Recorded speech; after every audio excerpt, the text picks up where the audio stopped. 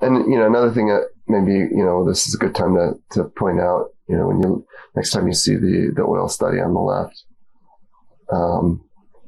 there's a tree on the right of the oil painting that I think is really quite beautiful. The light's coming through that tree in the oil painting. And see, so I eliminated it, even though it's a beautiful little bit of painting there. But I eliminated it because it was so near the edge that it didn't,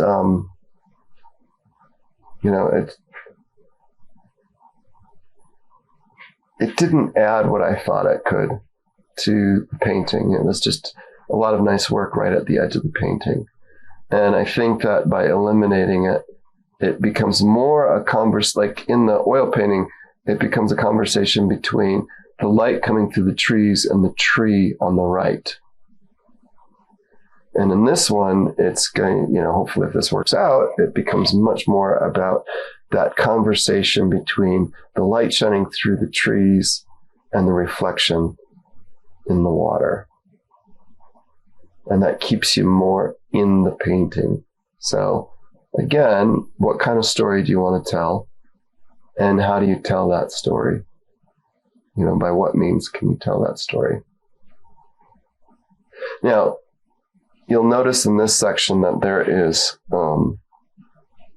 there's just a lot of time spent away from the easel. You also notice, at this point, I think someone must have been in the studio, my wife or something, because I'm talking to someone in there. But see, here's another one. Made a few marks, step back, make a few marks, step back. One of the dangers of sitting and working is that sitting is comfortable and it takes some effort to get up and sit back. It's fine if you want to sit and work, if that's what you need to do. I mean, I find that sometimes standing all day, my back gets really tired and I have to stretch because, I get tired. However,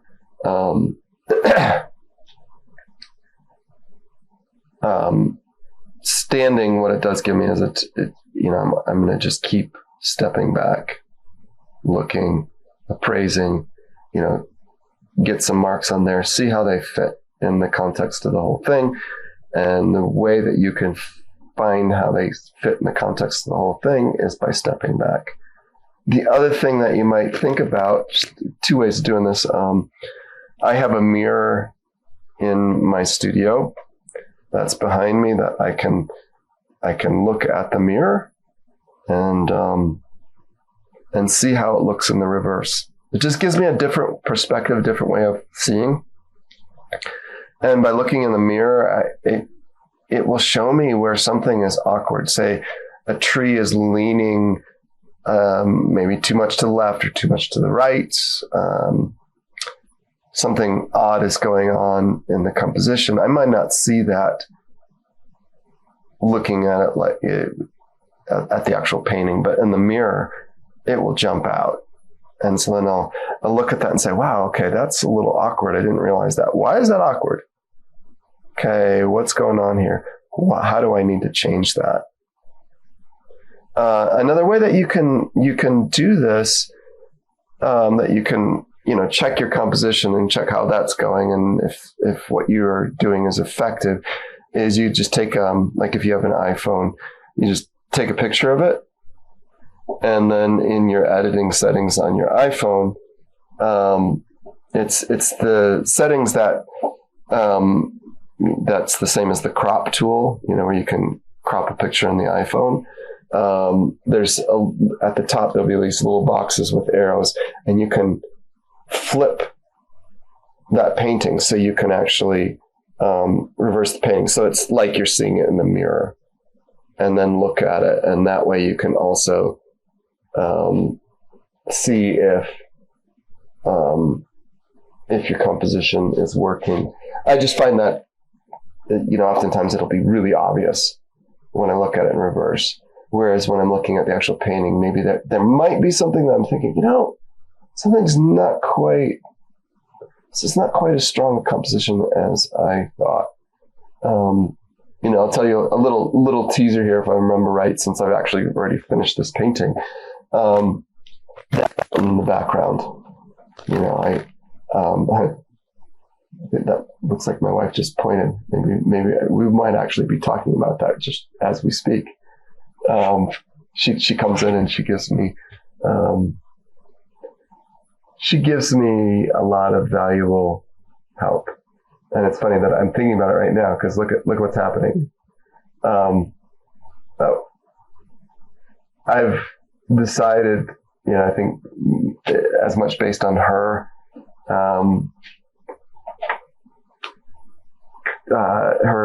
comments, that shape of that mountain and the highlight peaks have these distinct,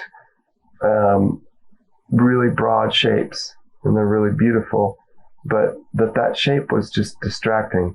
All you really need to know in this picture, you don't need to know that there's awesome mountains back there, because it's not what this is about. All you need to know is that this is mountain country. And by providing that backdrop, it gives it a nice color contrast, a nice value contrast, and it just psychologically gives you the sense that that this isn't just a forest, that if you went through there, you could ascend back up into the mountains. You can see also that there are 2 layers of color on that mountain. So it's as the artist Robert Moore, I remember him saying in a workshop, 1 color is a note, 2 colors is a chord is music. He was saying that, if I remember right, in the context of sometimes if a color is not quite right, you put a color down, and he's talking in terms of oil painting, and he'd say, before you just scrape off that color and try again, maybe try putting another color next to it or over it, because 1 color is a note, 2 colors is a chord is music. In the case of pastel, that's really, really valuable to think about, because we are working with essentially pre-mixed colors. So often we put a color down and it's not quite the right color. So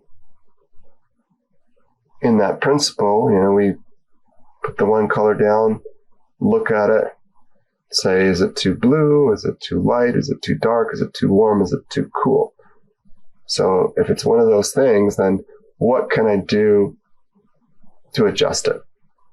Now, if you have exactly the right color, you might want to put that down first. But say, you get as close as you can. You say, okay, that color's too strong. Like in the case of that mountainside, I put a lighter color over that blue violet. And so now you've got this layer, and it's almost like there's that light that's hitting that mountain. And it's just a glimpse through there, but you have a darker, more purple mountain. And then over top, you have this, in this case, kind of a greenish white over the top of that. And it makes it feel like the light is diffusing. It's creating a little bit more atmosphere on that distant peak. So I guess I've decided that I want to set those. I'd forgotten that I did this. I wanted to set those darks a little bit more to be able to layer over them. So I'm using just a little bit more denatured alcohol.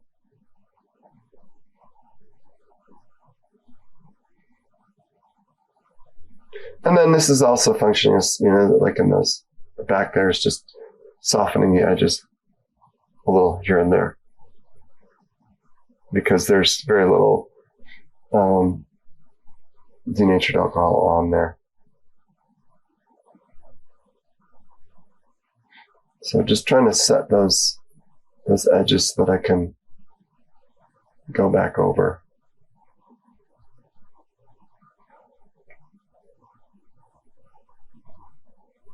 Step back, appraise, think, hope that the muses keep you inspired, give you the right little suggestions that you need.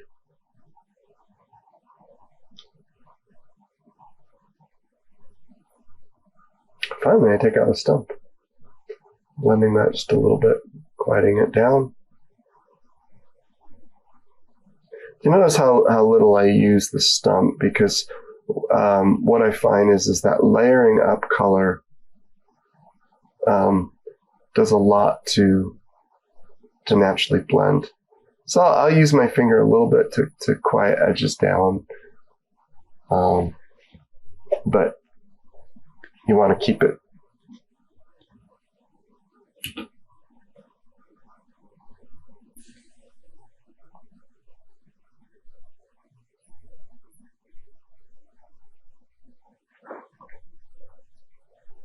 one of the challenges I find, at this point in the process is that, I try to clarify some of these forms, in this case, the reflections.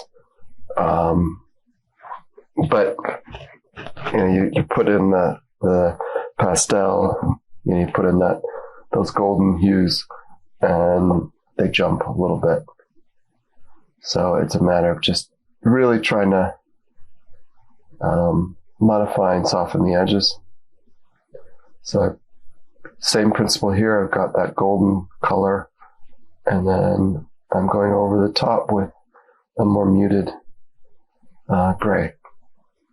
Still trying to lighten the reflections. So that's a pretty neutral gray there.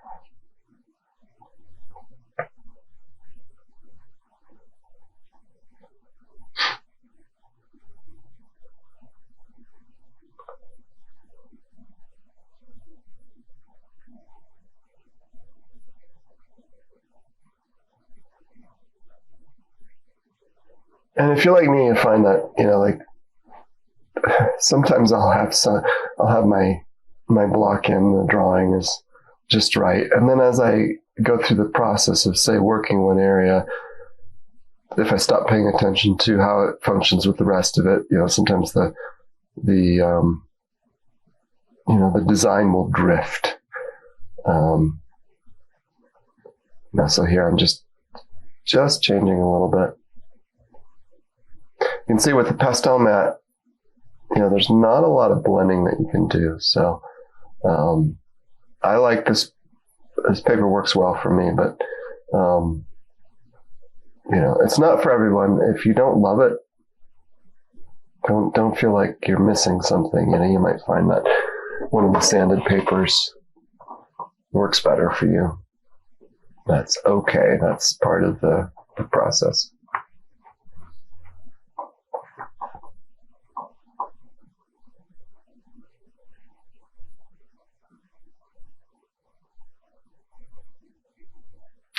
I'm just getting a little bit of that color into the reflections. Now, here's the thing with, one of the things to think about is the color and value range in the reflections is generally not going to be quite as strong as it is in the actual thing. So you don't want to, like in this case, like my reflections, I don't want them to be quite as crisp and clear and have the same color range as the trees themselves. You can see they're simpler forms. It's almost like, how when I first blocked in some of that color, it's not going to pick up quite, it's a mirror, so it's not going to quite pick up as much of the little extremes in color. The brightest brights and the darkest darks. So keep that in mind. If your water, if your water is, popping too much, it's too crisp, or it's not having that flat, beautiful plane, that skin. It might be that you're putting too much detail, too much contrast in that water. So you want to keep that simple, even in a clear, crystal clear reflection. Remember, as in a painting, I can't see that it's actual water. And if there's a couple of places I can remember being down in, around Telluride at this lake in the morning. And the reflections were so clear that when I got home, you could just flip the picture and it looked like the lake was, you almost couldn't tell which was the lake and which was the mountains behind it. But even in that case, I remember when I worked on that painting of that reflection, I took a few places and, roughed up the surface just a little bit, just because I needed to create a visual reminder that, this really, this really is the skin of water that is reflecting the mountains. I don't have the benefit of knowing, in the picture of having actual water.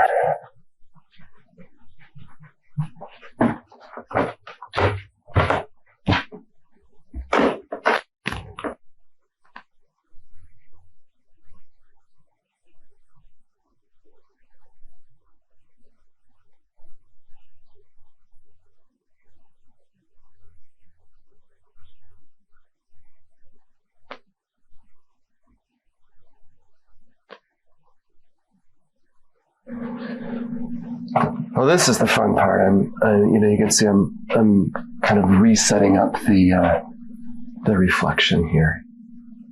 I want to make really decisive marks here and not keep laboring over and over and over it, because I'm going to lose color clarity if I do too much. So, but you can see that, as I put it on initially, it pops a little too much. But then as I keep working it, it should settle back in.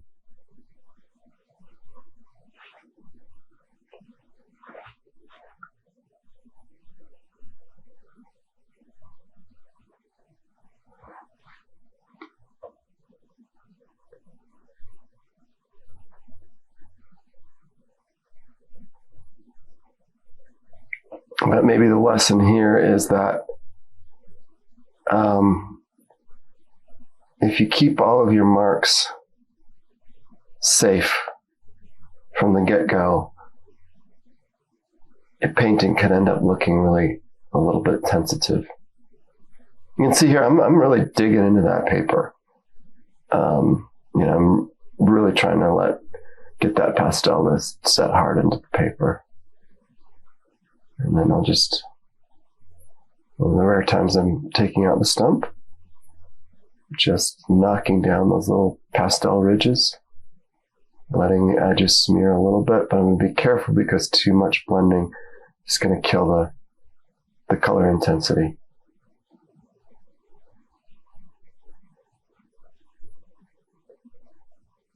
Let's see how just taking my finger there, I smeared that,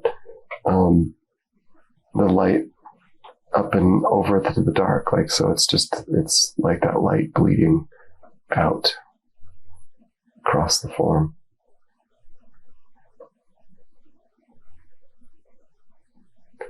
A lot of this is just trial and error. Put it down, have a look, see if it's working. Try again. If you have to, you do this for a little while and maybe it doesn't work, you can take a brush and brush it back down and lay it on again.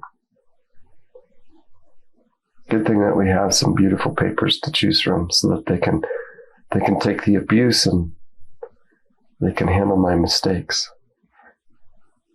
Or maybe I shouldn't call them mistakes, just the process of slowly finding the right balance.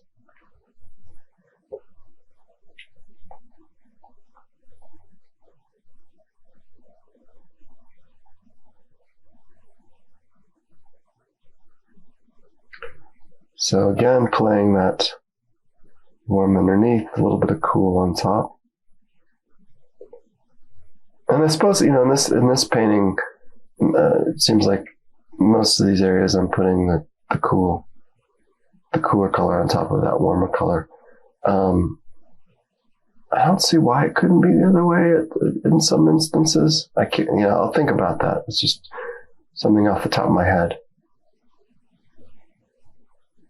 So taking that ruler just to check, am I really in line with these reflections? Because it'll just feel weird. It'll feel awkward if it doesn't. The other thing you can play with in a situation like this is just play with different amounts of pressure. So at some point you see, I'm just stabbing that pastel in there, create these little highlights. And other times I'm just lightly pulling the pastel over, dragging it over the surface.